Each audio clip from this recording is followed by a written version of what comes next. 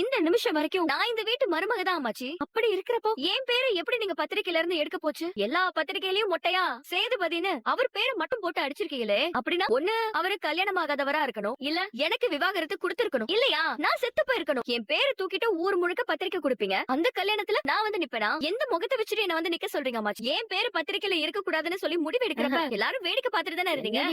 இல்ல தமிழ் விட்டு கொடுத்துட்டீங்கல்ல. இல்லடி. ரொம்ப சந்தோஷம் அம்மாச்சி. அண்ணே, நான் சாவித்திரி பேசுறேனே.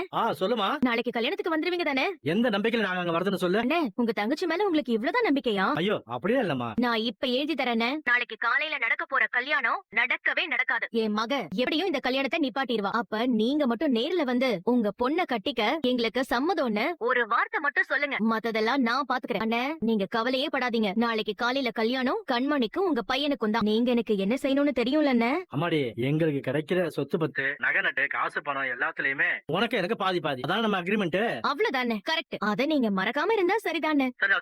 சரிண்ணே.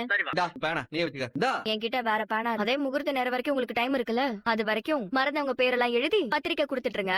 அதுக்கு உங்களுக்கு பேனா தேவைப்படும். இத நீங்களே வச்சுக்கோங்க. அப்ப இந்த ஹோட்டல்ல நிச்சயமா தப்பான ஏதோ ஒரு விஷயம் நடக்குது. எதுக்கும் இந்த விஷயத்த தமிழ்கிட்ட சொல்லிடுவோம். ஹலோ அண்ணே, என்னன்னு ஏதாச்சும் விவரம் தெரிஞ்சதா? ஒரு ஆட்டோ கரெக்டா இப்ப பேசினேமா. ஆனா அவர் முழு விவரத்தை சொல்லல. ஆனா ஏதோ ஒரு விவரத்தை சொல்றாரு. அதுல ஏதோ ஒரு விஷயம் இருக்கிற மாதிரி எனக்கு தோணுதுமா. என்ன விஷயம்?